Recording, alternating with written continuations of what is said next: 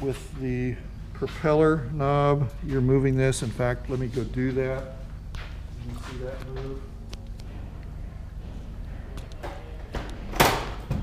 So right now I would assume propeller's full forward. Yep. Oh, and then that's all the way back. Okay, so now what is that doing exactly? That's allowing the oil to go through? No, it's adjusting its spring. Oh, it's adjusting the spring. That's right. Okay. And so is this the governor? yes, This is called the governor. that's Okay. the governor. Okay, and And what is this? well, that's the That's just engine like case. the engine casing. Okay. Yep. But if you look, okay, so the propeller's bolted on here, fine. But this looks like it can rotate, and it does. It's controlled by the governor and engine power. You got to have enough power to be in the governing range. Got it. So then the air is coming in through the cowling, and then it's blasting through here. Yep. And the oil is cycling through this thing. And then that's cooling off the oil, and that's going back through the crankcase and all slushing around the cylinders. And yep. So on this one, there are two doors. There's the door to access the dipstick, which is up here. And this looks like more like an automotive dipstick. yeah, it's like some sort of sludge on there. I think it's okay, but that red stuff. I think that's paint. Now, this one holds like 12 quarts. 9 is the minimum per the club, and we're at about 9.5 now. Got it. Okay. So it holds more oil. Okay. Bigger engine, more oil. Makes Okay. sense. And you put That's the where you oil add in, oil. an extra door. Is there like a little door here you can pop open to Yes. add the oil? Okay. Yes. Okay. So it is 6 cylinders. Is this for fuel?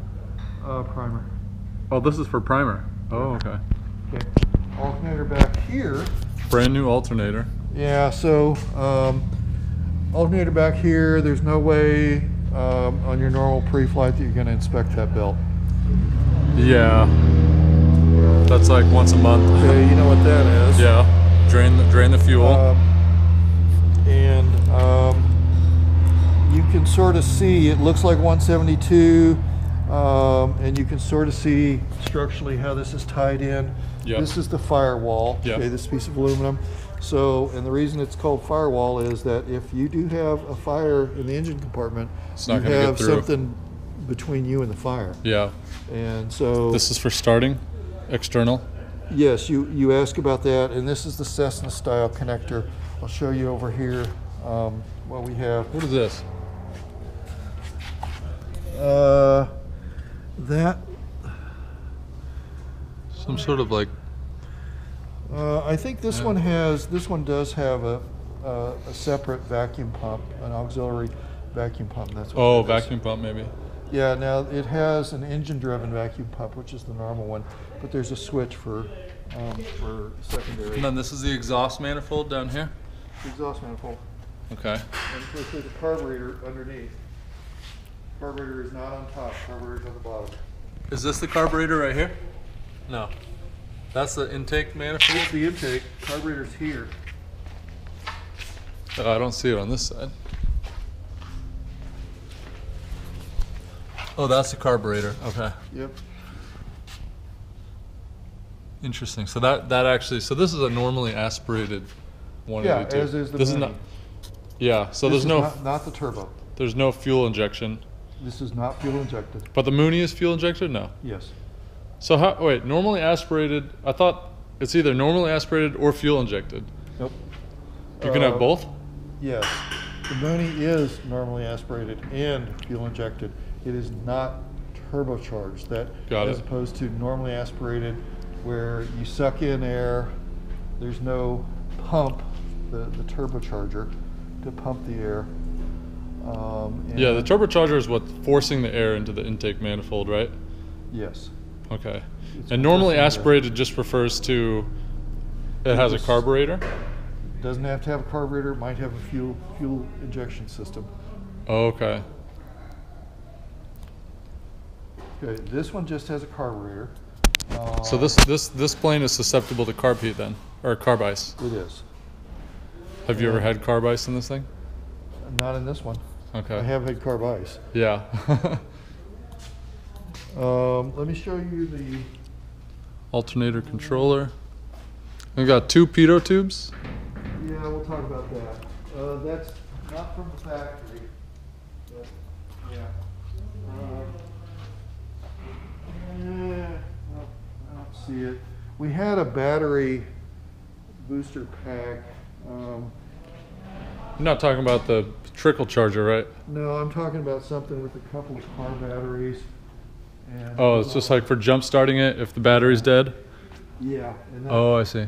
had the connectors for there. I don't What's see this it. thing? That's not. Spark plug cleaner. Oh, shit. It rip blasts the spark plug. Ah. That's cool. And Like cowling. yeah. Is this made of fiberglass or something? Yes, yes. Yeah, they're all made of fiberglass. So how come one of the pitot tubes has like a bigger inlet on it than the other? Okay, so this is the factory pitot tube. Yes. It does have carburetor heat, and when the attitude indicator went out, we replaced it with an electronic Dynon attitude indicator, and that, per the STC, per the supplementary type certificate, it says, hey, we're going to give you an entirely new pitot tube that uses. Now, the Dynon, so you got a little LCD display, has got a separate airspeed indicator, separate altimeter, all kinds of stuff, and it uses a separate pitot tube. So does that mean this plane has 2 airspeed indicators, basically? Yeah, Okay, so you have a backup. you do. I know a lot of, advanced airplanes have multiple pitot Yep. tubes. So, unlike the pneumatic style stall warning, this has got similar to what was in the Mooney. Yeah. Okay, so it's a micro switch. When in high angles of attack, when the airflow starts coming up over here, and it pushes that up, and stall warning comes on. This one does have LED landing lights and LED strobes and position lights too. That's nice. So those will never break. Well, they'll never wear out. yeah. Probably the reason they'll break is somebody hit it on the edge of the hangar. Yeah. Okay, so in terms of the regulator, there's really not much to inspect. You're looking, yeah, or you're the governor, you're just looking if there's oil leaking out of the... What you would see is a little bit of oil coming up, streaming up like that. Got it. And if that's the case, You then... want to report it. Yeah, that's a And it's squawk. Probably... Down airplane. You're going to take the airplane down. So let's go ahead and sit in this. Okay.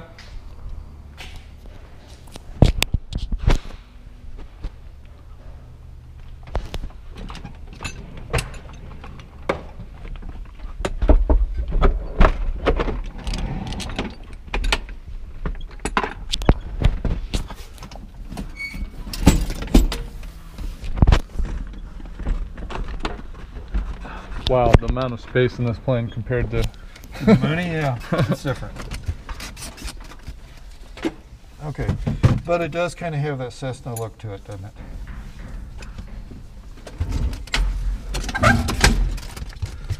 All right, go ahead and turn the master on. just the battery side. Sure. So this Okay. is going to power up. Okay. So the Dynon, this replaced, this is your attitude indicator. And apparently this device is about the same price as the vacuum replacement. So why not do it this way? This one? Yeah. Wow. So you might as well just add a second. Yeah, so it's got heading on the top, tape style airspeed indicator, tape style altimeter and Yeah. vertical speed. It's got Ball. the ball and attitude indicator. So it's a lot of instruments in one. So you kind of get a lot for your money. That's very cool. But it's so small. It is a little small. Okay, so and turn on the Avionics master. yeah, avionics master. If I can find it, where is it? It's right here. Oh, there it is. Okay. So that should turn on all these. Yeah, and all I want to show you, okay, it's got a modern transponder, kind of no big deal. You don't, the screen's not big, but this is the Garmin. 650. Garmin 650. So the 750 is like Bigger way screen. better than this one. It's a bigger screen. It's kind of the same thing. Same stuff, but just way better screen. Yeah, a lot Okay. more screen real estate. So this is coming up. You've seen this before. Yep. And you've used the 650s? Isn't this the one in the 733 Bravo Echo? Yes. Okay. Yeah, I have used this one before. So we've kind of standardized on this. Yep. And you say continue. It goes half up, half left. And then what do you check for that? You check the CDI. Well, you check half that left. it is half up, half left. Okay. And you can check this the OBS here where it's 240. Looks pretty close. Okay. And now we hit continue, and this has default nav. The 750 doesn't have default nav because it's just got stuff in the corner of the bigger screen. Got the it. smaller screen, it's got this. But map. So again, it doesn't know where it is yet. Okay, so I'm not going to leave the battery on very long because I don't want to run it. Yeah, down, we don't want to kill the I did want battery. to show you this. So Okay. go ahead and turn the master off. Or Avionics turn the avionics first. first. Okay. Off and then master off. Okay, now when you do that, I want you to notice here. Turning off in 30 seconds. Okay, now that's what you want it to do. Yeah. Okay, but this has an internal battery backup, and I forget how long it's good for, but like a couple hours. And if you sustained an electrical failure in flight where you did not want it to go off, you hit any button within 30 And it'll seconds. just stay on And it'll stay on, and it'll just run its battery down until it dies. until it dies. So right now, down to 1, it's going to go off. That's what we want Yes. right now. But it does. If I press buttons on it right now, it might turn back on.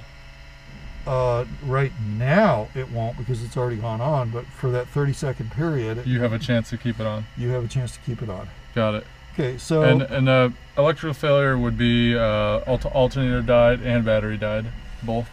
well, the alternator died and you're running off the battery. You may not realize that. Yes. Well, you can look at the where is it?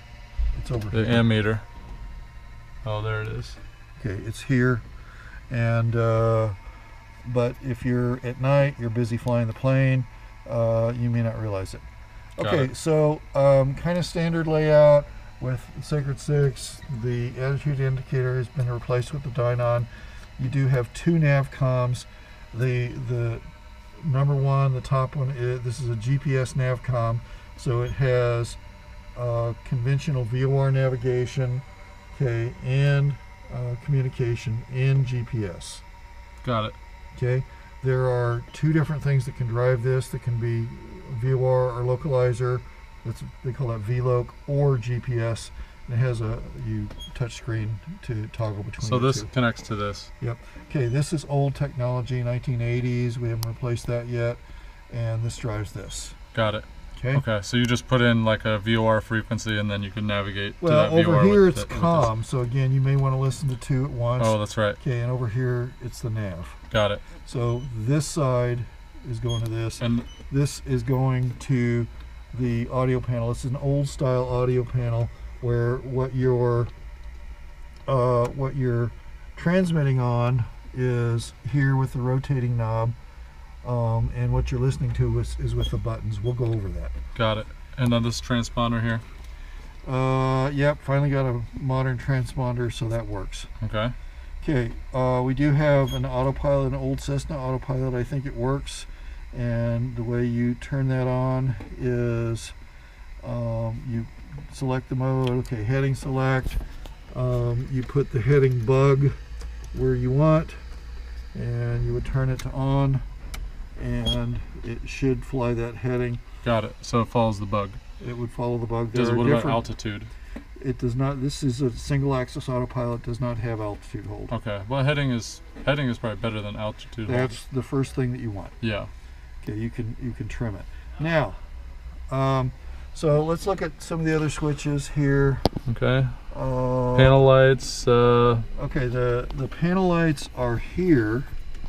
Okay, there's 2. This is the radio stack, and the outer and inner. BRT post flood lights. BRT post flood. Bright Oh, bright post flood. And then post lights and the flood lights. I think the flood is up here.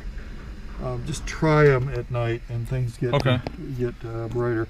Got it. And then this is the this is like a normal primer. What is AOA volume?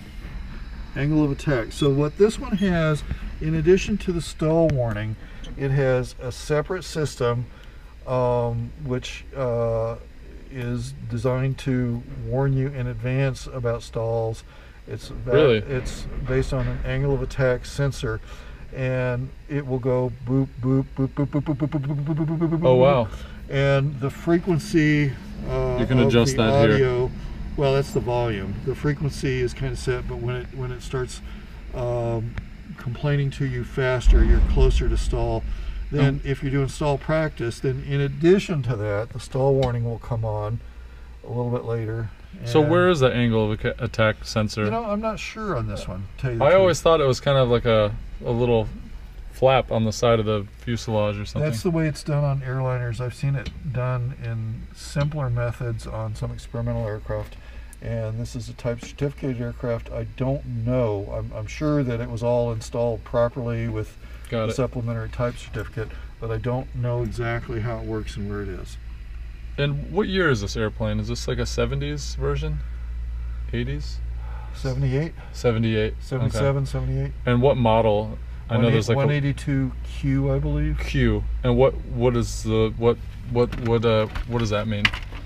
Yeah, it's just one of those when they were making a bunch of Cessnas. Because I know there's like the T182RG, you know. And Oh, all this this kind of stuff. No, this is just the straight leg, the Cessna 182. Okay. No turbo, no retractable gear. Correct. Just regular.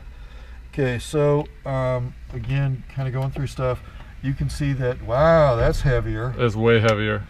Okay, and it's beefier. Way beefier, yeah. Okay, so how does it fly though once you're in the air? It's heavier on the controls. Now, you are a person of normal strength. Yeah. I'm thinking you missed out on the Olympic weightlifting competition. So you're not like the strongest guy in California. Clearly haven't spent enough time on Venice Beach. But you look okay. You can handle it. Yeah, I can handle this plane. So it's gonna be heavier on the controls. You need to get used to that. One of the things that we concentrate a lot on when you're checking out in this plane is that it's heavier, and so during the flare, if you're used to the control forces being lighter, you don't flare enough, and so you may wheelbarrow it in. Oh, bad. Yeah, I heard 182s are nose heavy while on landing, so you really got to pull back a little bit more, huh? To do a proper flare. You can do it. You're a normal strength human being. If you were a 100-pound woman, yeah, harder to do with arms that big. Then it's tough to actually do the flare, is what you're saying. Yeah. Interesting. Okay. So this has push to talk, same place here. Yep. Okay. Okay. Nothing on that side. It does not have the CWS over there. So some of this is similar looking. Okay, you're used to the carburetor heat, you're used to the throttle. Now we do have the blue propeller knob in addition to the red mixture. Now the color coding is standardized. Okay, black, blue, red. Yep. The feel of it is also standardized. The throttles are smooth. The propeller has kind of indentations in, and the propeller has out. So you get used to that. You could just be flying and you'll know what you're touching. Well, hopefully you have not pulled the wrong one. I think people have pulled the wrong one sometimes, but it's designed to help prevent that.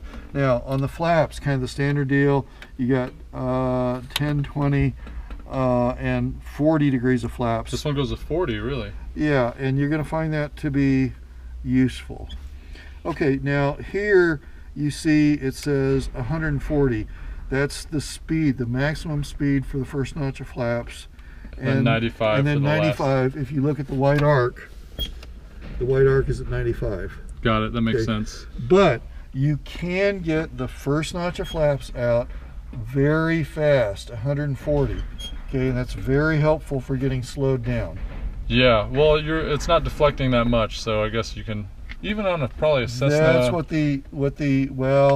On the 172s, yeah, you know, what I teach it when we were training was 85. White arc. Was white arc, but it does have, the Cessna 172s are actually 110 for the first notch. Shh, don't tell anybody. Interesting, okay. Okay, so, okay, engine instruments here, fuel, ammeter, fuel, you know, oil, what do we got? Cylinder head temperature, oil pressure, okay? So those are all the standard instruments. This has got kind of a mixture of old avionics and new avionics. So we've got the old audio panel and a separate intercom. Okay. Okay, these days it tends to all be combined, and they do it a little bit different with the different buttons. This is the old style, the way we had it in the 80s and 90s. So okay, so what? How is this? How do you actually use that day to day? Okay, these two concentric knobs are for you. These are for me. The little guy is volume. The outer one is squelch. Okay. Excuse me. So that's just like the actual volume. The volume is the volume. The little one. The outer one is not volume. It is squelch. Okay. This. So I'm not going to be using this. Or is it? No, this is for intercom only. Intercom. So when you and I are here and you're hearing Reduce in the squelch. background, okay, yeah, you wanna set the squelch and get rid of that.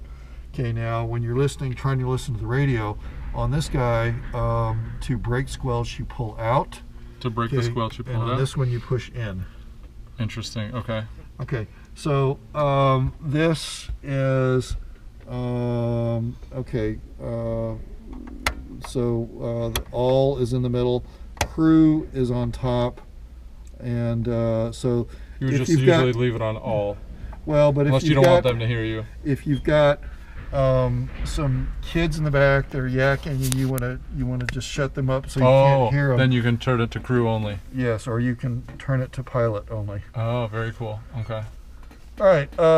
So in addition to that, now you've got your two power instruments. Okay, these are analog. So you've got the tachometer, which you're used to. Yep. Okay, and on this one, it's a bigger engine. The red line's at 2,400 RPM. Okay, the governor is set so that if everything keeps working right, it should not go over 2,400 RPM. Even if full throttle and everything. Everything. Even if the pitch is all the way back. Or the prop, Well, the remember, prop is all this the way in. this will go slower. Yes. Slower. So all the way forward, it should not go over 2,400 RPM. Okay. And we can talk again about malfunctions a little bit more later. Okay, the manifold pressure is here. Why did we say it was at 30? Because it has to do with the where is it? I'm looking for it. The altimeter setting. Well, we're at atmospheric. Okay, the pressure in the intake manifold is just the air pressure that we're breathing right now. That's right. Which is about 30 inches. Okay, so that's normal. That's normal. Got it. When we start it, okay, at low power, the numbers will be less dense. The air pressure is less. Got it. Okay, so what you can do if you want to keep it at top of the grain is you give it more and more throttle.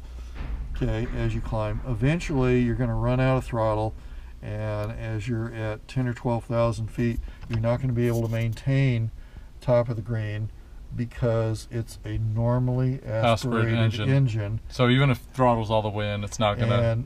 And you've done this in whatever, 152 or 172. You go full throttle for takeoff, and if you're going on a cross country, you just leave it full throttle for the next 2 hours. You really do. Especially if you're climbing up to higher altitudes. Right. You're just all the way in. Right. And that's unlike a car where you never go full throttle for more than 10 seconds. No.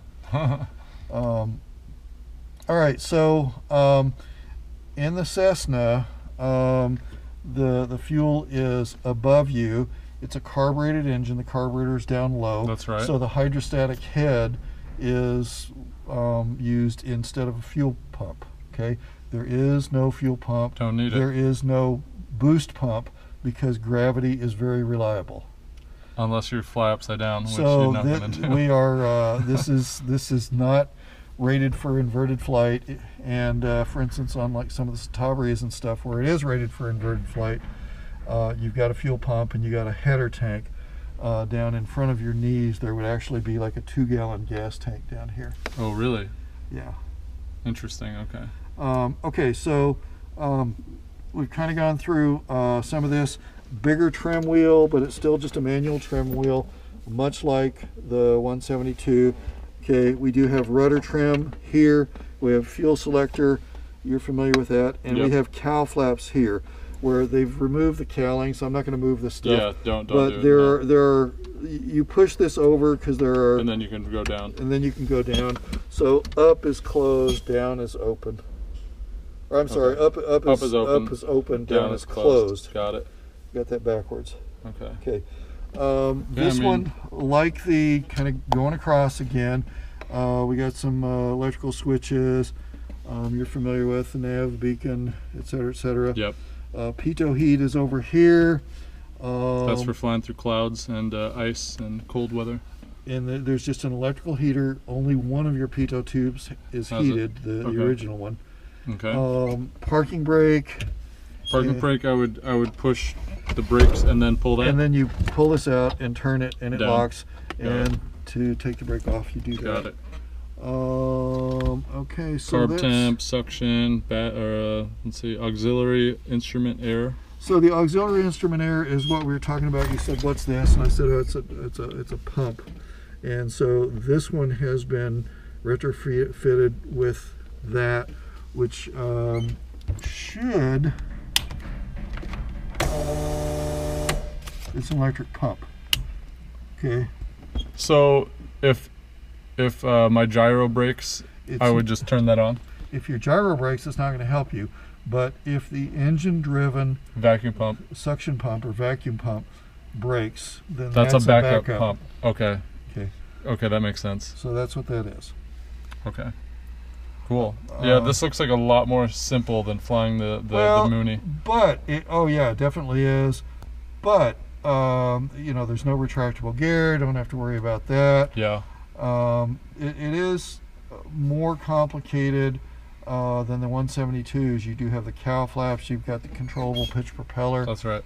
Okay, but it's in good shape. You know, they added the those are really nice, modern globe style air vents, but it's a 182. Now, couple things about this one. This is a 24-volt electrical system on this one. Okay. The battery is 24 volts. The battery is located behind the baggage area. It is not up there. And what makes that better? Is it a more powerful battery? Is my plane a 12? I don't know, but you should know that. Yeah, I should know. Some of them are 12, some of them are 24. And 24 just means double the power, right? Well, what the reason for going to 24 is that you need half the amps, and so you can use a thinner gauge wire and save weight. Oh, interesting. Okay. So a lot of the modern electronics are very voltage tolerant. So they're like, you know, give me something between 10 and 30 and I'll work it out. Interesting. Okay. So some of the older electronics are not as tolerant, so you can burn stuff out. Ah. Now, when you really need to know this is when you have some sort of electrical problem and you're trying to get a jump start. You've got to get the right voltage or you're going to burn stuff up. Got it. So on your plane, look it up.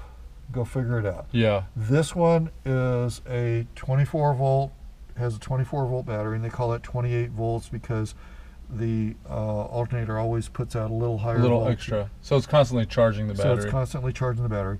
And the Mooney's a 12 volt. I notice when I'm flying, the ammeter is always right in the middle. It's never to the right. Is that normal? If you notice on this ammeter, it looks to me like, with the parallax or whatever, it looks like it's a slight discharge, and that's just because the needle's a little off. Okay, got it. Okay, but if you're, look at your needle, and you know, if you've been flying the thing for a year or two now, and hey, it keeps the battery charged. It does. And it's just like, it's just the way it is, then fine. That's fine. And if you're flying along and you see that it's discharging, it's like, man, that's not normal. Yeah. So pay attention. That's one good thing about flying the same plane a lot. Right, You notice all the little idiosyncrasies. You and notice all everything. the idiosyncrasies. What is this thing? That is a marker beacon antenna. Marker beacon antenna. So this is old technology. When we were in the old days, flying the ILS, we had these so-called marker beacons, which is just a radio transmitter located on the ground, and we had the outer marker, which was out by Lawrence Livermore Labs, and we had the middle marker, which was by the approach lights here.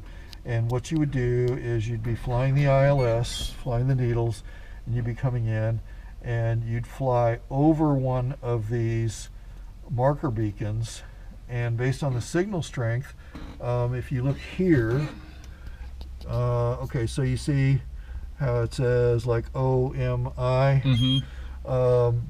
It could tell, it would say, okay, you're over the outer marker, now you're over the middle marker. And on a few airports, an inner marker was like on extremely short final, you know. Got it.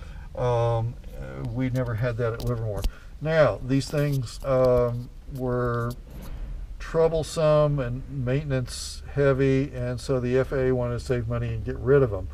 And so both the middle marker and the outer marker at Livermore have been decommissioned. They don't exist anymore, and they replaced that about a year or two ago with, now we have an ILS DME, which is actually better in the first place. Got it. And so this is a radio antenna for those marker beacons. It's old technology. It's not used anymore. And if you bought new equipment, you probably wouldn't have that, but this has got a mix of old and new equipment in this plane, so we've still got that. Got it. So what are the main positives and negatives about this plane, in your opinion? I mean, I assume you have a lot of hours in this thing. Yeah, it's roomy. It is a true 4-seat cross-country machine, so you can put 4 normal Adults. American-sized adults in it American and go to Tahoe. Okay, with skis and stuff? Yeah, well, I don't know. Can you even fit skis in here? Yeah. Do these seats fold down in the back? They don't fold down, but it would be a little bit tough. You might be able to get skis in here, I'm not sure. Maybe with just 2 people. Yeah. So it'll carry a load. Yeah. And you can look at the weight and balance. You can do the weight and balance. It's just seems like it's more of a workhorse. Workhorse, and the way they do that is with just more horsepower. It burns more gas. Got it. It's roomier in here. So although we are not practicing social distancing currently, we are not shoulder to shoulder quite. Yeah. Is it bigger than a 172? Yes. And how much bigger? I mean, width, it seems almost the same, maybe like an inch or 2 Yeah, wider. I think it's 4 or 5 inches wider. Oh wow, okay. You can go to the weight and balance section, and they have some dimensions on the cabin. Okay. And you can sort of figure that out. It's the big brother to the 172. Yeah. Okay, now there are turbo versions available, and there are retractable versions available. There are turbo retract versions available, and on that you have the retractable portion of it is you have a landing gear, which is switch, which is down here. Mooney always puts it high, Cessna puts it down low. Yep. And the landing gear works off hydraulics. So when you select gear up on the Cessna landing gear, what you're doing is, this is a hydraulic valve. It's not an electrical switch on the Cessnas. Yeah.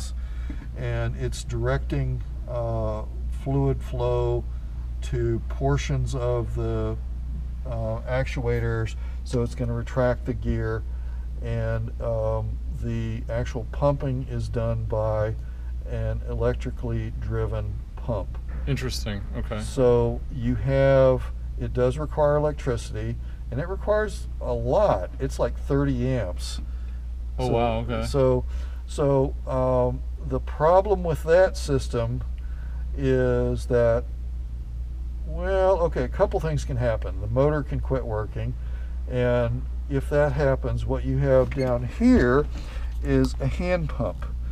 And so you would extend the pump and you kind of do this, and you pump the gear down yourself. And as you're flying along, you can see the wheels slowly coming out. And when you're doing this at a low airspeed, I would assume, right? Or not? Yeah, not I don't too remember fast. I don't remember the exact airspeed. And as you get the wheels extended, then you have a green light comes on, and then you're good to land. And you're good to land. Now the problem with that is, and here's why I don't like the Cessna system. If you develop a hydraulic leak for any reason, the hose breaks, then you're screwed. You're screwed. What's going to happen is either the electric motor is going to pump a bunch of hydraulic fluid overboard, and you're not going to get the gear extended, and you're going to try to pump it down by hand, but you got a hole and it's not going to work, and so you're There's screwed. no mechanical way to bring it down? Not on the Cessnas. So then you just ruin the prop, the engine, and almost total the airplane. You don't total the airplane, but you are going to land gear up and damage the airplane. Yeah, big so time. I think that I don't like that system. But that is the Cessna system, and perhaps during annual inspections, you ought to have your mechanic pay very close care, very close attention to the condition of those hoses. Yeah, is that a common problem in those planes? I don't know that it's all that common. Have you ever heard of a cutlass? Not a cutlass, but a oh, now I'm drawing a blank. You're talking about the 177? Yeah. With the no wing struts? Yes. Yeah, the Cardinal. Cardinal. Yeah. Those had a reputation as having nose gears that like to get stuck up. Oh wow, okay. That's not good. Well, so you'd land on the mains, and yeah, the prop's you're gonna get a prop strike and all that. And then you have to have the engine torn down too. Yep, you sure do. Yeah. So I haven't heard that the Cessnas are especially problematic, but from a systems engineering standpoint, yeah, that's a good insight. I never thought about that. I just don't like the system as well. On the Pipers, what you have is similar and electrohydraulic pump. So you have electricity, an electric motor pumping fluid, but the way Piper does it is that the only thing holding the gear in the up position is hydraulic pressure. And if you were to lose hydraulic pressure, then the gear falls down. Well, that slows you up, but it's not an absolute catastrophe. Yeah. And so what you do in the case of an emergency gear extension is, first of all, you pull the breaker on the pump to the gear, Mm-hmm. And then you have a little hydraulic valve, and you pull that, and it dumps the pressure from the upside to the downside. You don't have fluid physically spilling everywhere. Yeah. It's just Circulating dumping it internally, and so the gear falls down due to gravity, and they say, well, you may have to yaw it, and it has over center latches, so you get it close, and it's got springs and over center latches, and it seems to me that's a more reliable system, and I have had to use that system one time. In an emergency.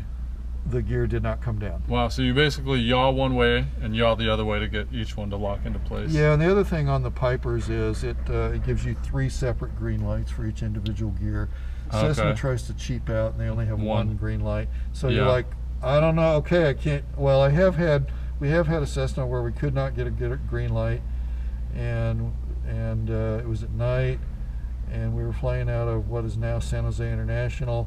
We said, cannot get a positive gear down indication. What we want to do is to do a flyby, have the tower shine the light at us. They did that, and they said, Looks good. looks okay. Yeah. What do you want? You want the fire trucks?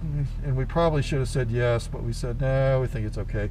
And so as soon as we touched down, the green light came on because it was a problem with a micro switch. Oh wow, okay. So just a little electrical sensor. Yeah, Okay. but I want it more reliable. Yeah, I agree with that. So so that's I have had those instances, and I've watched gear ups. You know, I've watched several gears up. In person, you've seen this happen? Yeah. Oh wow. And how is it sitting in here for 3-4 hours at a time? Is it okay? Have you ever been on a long trip in one of these? Sure. And well, I mean, you know, you're sitting here now. Yeah, and I'm ready to stand up too. All right, let's call it an evening. Cool.